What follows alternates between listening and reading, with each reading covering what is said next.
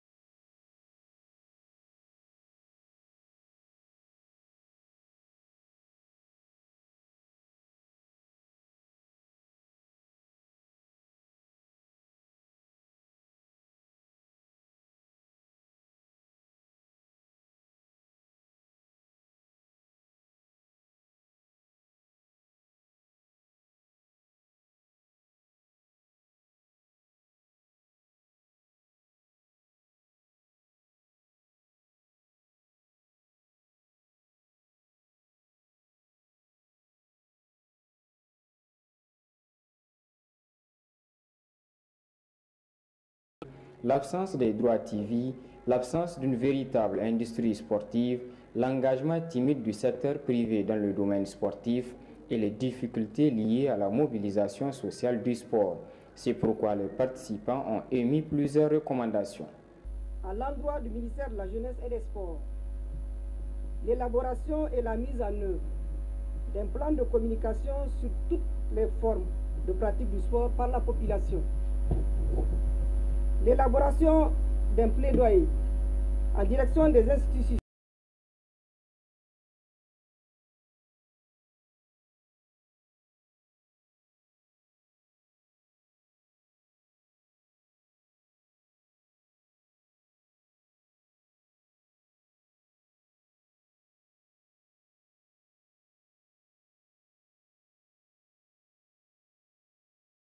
les vertus et les valeurs qu'incarne la pratique du sport. À l'endroit de l'État, la création d'une agence nationale pour le financement du sport, le rehaussement conséquent des allocations budgétaires au ministère de la Jeunesse et des Sports et l'institutionnalisation de prélèvements sur certains produits et services pour financer le sport dans notre pays. L'octroi de facilités fiscales aux sociétés et entreprises qui financent le sport. 2. À l'endroit du ministère de la Jeunesse et des Sports, l'exploration de nouvelles sources de financement du sport. La formalisation d'un cadre de concertation permanent avec le comité des entreprises pour le soutien au sport. Procéder à la création au sein de toutes les institutions d'une cellule sport destinée à mobiliser les ressources, affecter une quote-part des recettes fiscales ou douanières reste entre autres des pistes envisagées pour le financement du sport en attendant l'avènement d'une industrie sportive. L'objectif étant de mieux cerner cette question pour le grand bonheur des associations. Les associations, c'est-à-dire les fédérations, agissent par délégation et c'est un engagement personnel et volontaire. Mais le gouvernement exécute un programme qu'il a soumis au peuple souverain du Niger. Donc c'est lui qui est dépositaire de cette politique, de cette question. Donc il n'y a pas mieux que nous. Et c'est pourquoi, Monsieur le Président, nous sommes très engagés, ensemble avec tous les acteurs, dans une synergie, dans le respect des droits et dans le respect des prérogatives de tout un chacun, pour qu'ensemble, comme dans toutes les autres nations, j'ai l'habitude de le dire, c'est que les autres pays ont réussi en termes de développement de leur sport. Nous pouvons nous-mêmes bel et bien le réussir. Et nous allons le réussir. Il suffit juste dans un esprit républicain qu'on s'y engage. Parce que la volonté y est. J'évoquais par exemple rien que je peux dire l'entretien de Ménacadé en 7 années nous a coûté dans les 500 millions. Donc ça veut dire que il y a cet engagement. Aujourd'hui nous allons à la francophonie, c'est plus de 400 millions que l'État est en train de mobiliser sur des fonds, sur des ressources des contribuables. Donc ça veut dire qu'il peut arriver des moments où au niveau du ministère ou bien sur le budget du ministère qu'il n'y ait pas de ressources. Donc c'est ensemble que nous allons les chercher pratiquement. Nous n'avons aucun complexe parce que nous savons, entre nous, État et les citoyens, on concourt tous de façon positive et républicaine à la recherche du bien-être de notre peuple. Concernant l'actualité de ces derniers jours, le ministère de la Jeunesse et des Sports rassure l'opinion que toutes les dispositions sont en train d'être prises pour la tenue dans les meilleures conditions de l'Assemblée générale élective de la FENIFOOT. Je voudrais dire à l'opinion nationale et internationale, le gouvernement, comme je l'ai dit à tous les candidats, et comme je l'ai dit à la fédération sortante, au comité exécutif sortant, ne va pas s'ingérer et il ne va pas encore, il n'a aucun candidat et il n'appuiera aucun candidat. Nous sommes neutres et nous allons respecter ce qui régissent et nous respectons les textes qui régissent le fonctionnement de la FENIFOOT et les textes qui régissent son fonctionnement également au niveau international. Donc il faut que cela soit clair. Toutes les dispositions également vont être prises, Inch'Allah, pour qu'à Maradi, cette Assemblée générale se tienne dans des conditions de sécurité totale. Le mérite de ce séminaire aura sans doute été de pouvoir dégager un consensus des acteurs sur la nécessité d'explorer toutes les pistes possibles pour trouver des financements conséquents au sport nigérien, de se faire une place au soleil et de lui permettre de briller dans les grandes compétitions.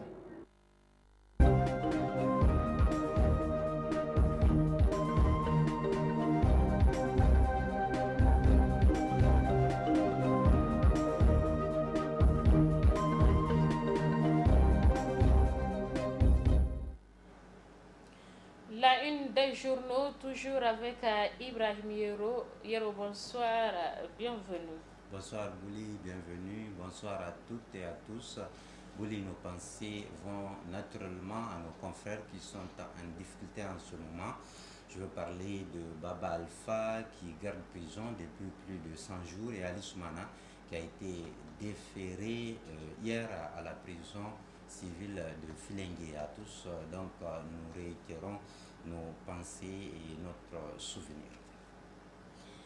Nous débutons avec la griffe Hiero qui nous annonce que la loi organique portant code électoral est inconstitutionnelle.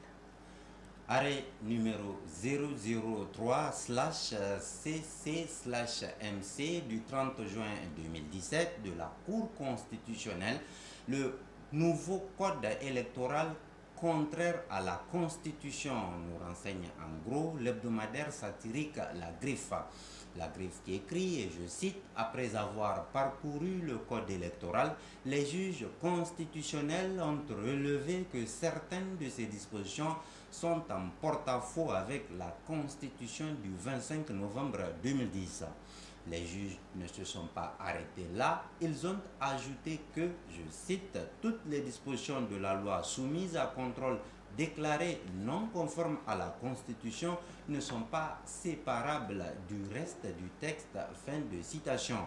Selon les spécialistes du droit, poursuit La Griffe, qui ont largement commenté l'arrêt de la Cour sur les chaînes de radio et télévision et les réseaux sociaux, le nouveau code électoral se trouve ainsi affecté par ces articles jugés contraires à la Constitution.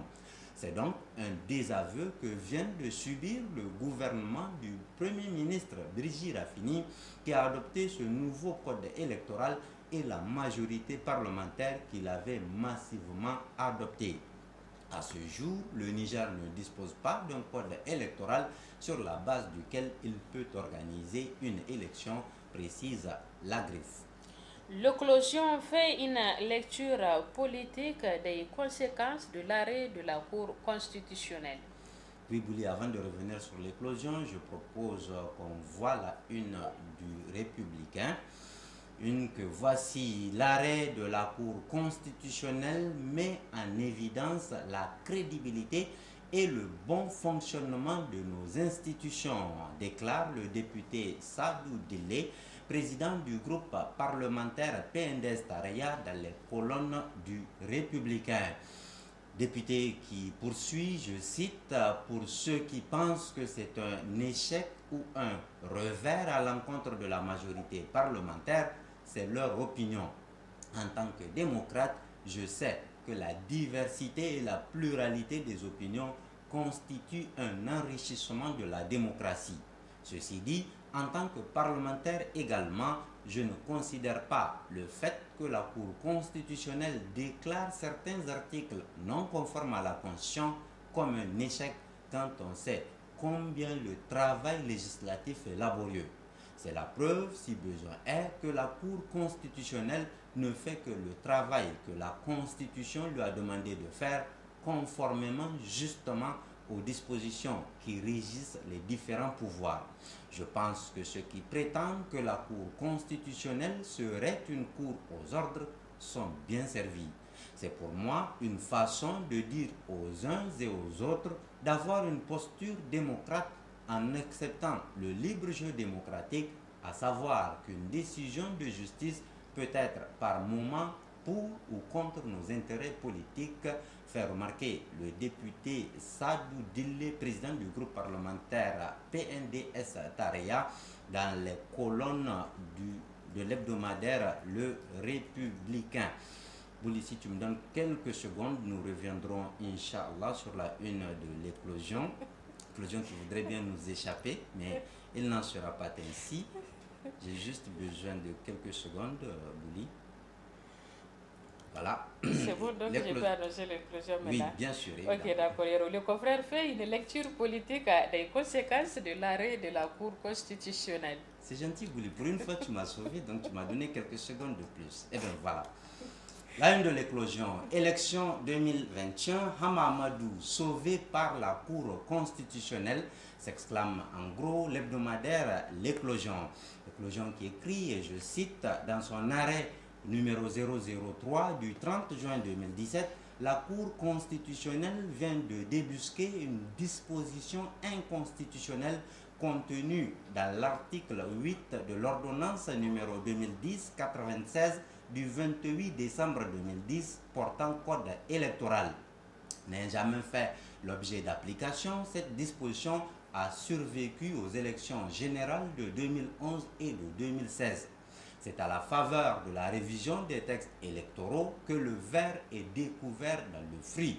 Cet article 8 poursuit l'éclosion du code électoral de 2010 qui traite de l'éligibilité des candidats, dit ceci: ne peuvent être inscrits sur la liste électorale les individus condamnés définitivement pour crimes et non réhabilités, les individus condamnés définitivement pour délit à une peine d'emprisonnement ferme égale ou supérieure à 1 an devenue définitive et non réhabilitée, ceux qui sont en état de contumace, ceux qui sont déclarés en faillite ou ayant fait l'objet d'une condamnation pour banqueroute frauduleuse et non réhabilitée, les internés et les interdits.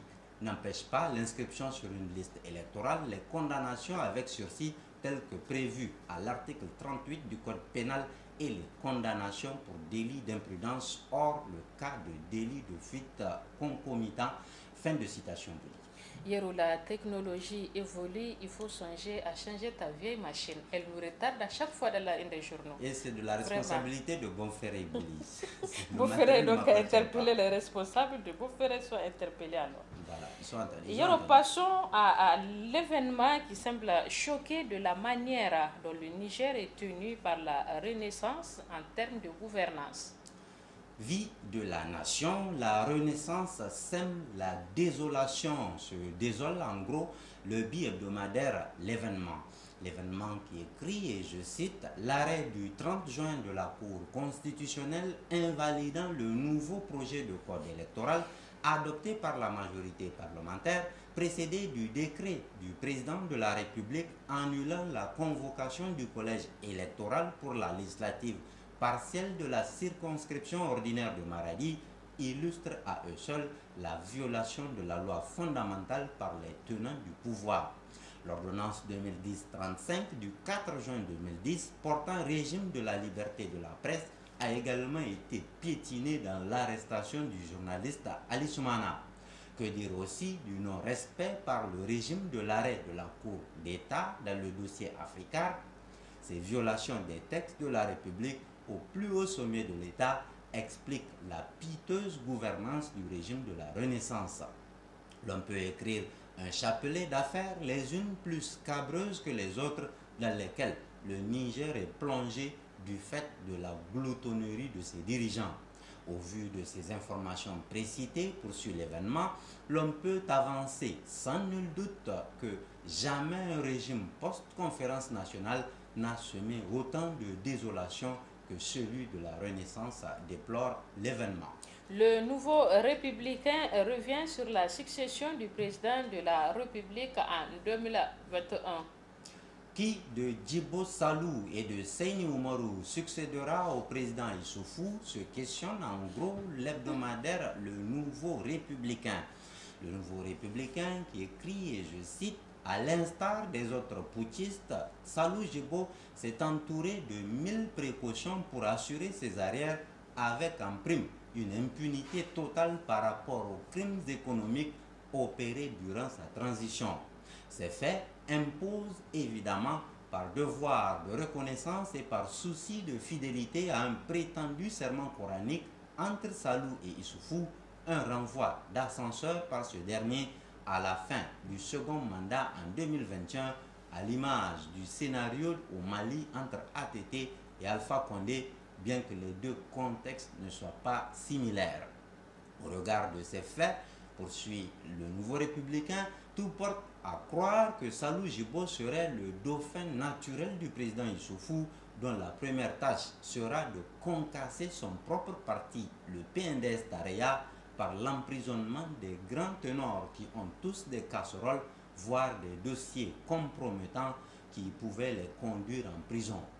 Au demeurant, ni Bazoum Mohamed, encore moins Hassoumi Massoudou, Pierre Foumakoy, Oumoudou Mahamadou Karidio, Suleiman Kane, Kalla Moutari et Kalla Hankouraou ne peuvent contrarier le président Issoufou dans sa posture de faiseur de roi en 2021. Son allié d'hier, Hama Amadou, en a fait l'amère expérience. Ainsi, poursuit le Nouveau Républicain, en procédant au nettoyage dans l'écurie PNDS, la voie pour accéder à la présidence est toute tracée pour le général. Là s'arrêtent les raisons qui militent pour Salou Djibo. Des réserves, se questionne le Nouveau Républicain, qui poursuit: putschiste par excellence, Salou Djibo n'est pas une garantie à 100% pour Issoufou Mahamadou, qui, à moyen ou à long terme, risquerait d'être rattrapé par ces dossiers nauséabonds, et mieux, l'extérieur ne verrait pas d'un bon œil le retour aux affaires d'un soudard aussi civilisé qu'il soit. Tous ces faits militent pour qu'on écarte Salou Djibo de la course, conclut le Nouveau Républicain. Le sens de l'histoire défend le Niger et son président face à des rumeurs relatives à la rubrique de Maman sur RFI. Le Niger n'est pas un Gondwana, le PRN Issoufou n'est pas un président gondwanais, s'emporte en gros l'hebdomadaire Le Sens de l'Histoire. Le Sens de l'Histoire qui écrit, et je cite, « Les supputations et les affabulations qui remplissent en ce moment la ville de Niamey et tout le Niger peuvent faire croire que le pays dont notre compatriote, l'humoriste Maman de RFI parle, serait le Niger. Même si au niveau de certains Africains, le Gondwana est un pays imaginaire qu'on peut comparer à beaucoup de pays d'Afrique, la République du Niger ne peut pas être considérée comme un pays de type gondwanais.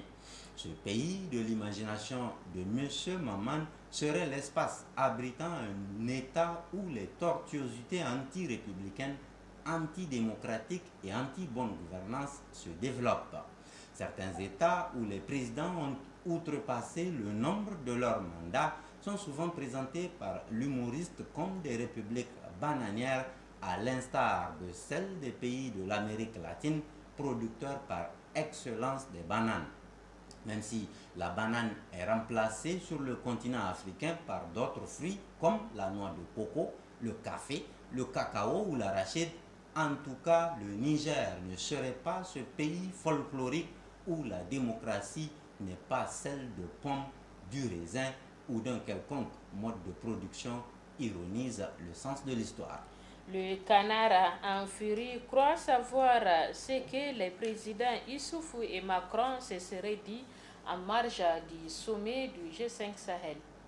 Les dessous du G5 Sahel, la mise en garde de Macron à Issoufou, s'interroge en gros l'hebdomadaire satirique Le Canard en furie. Le Canard en furie qui écrit, et je cite, « Au cours de ce sommet, le président Macron a été clair avec ses pairs africains du Sahel. Il leur a fait comprendre que l'heure est venue pour que les dirigeants africains prennent toutes leurs responsabilités. Ils doivent comprendre aussi que la récréation est terminée, c'est-à-dire que l'ère Hollande est révolue.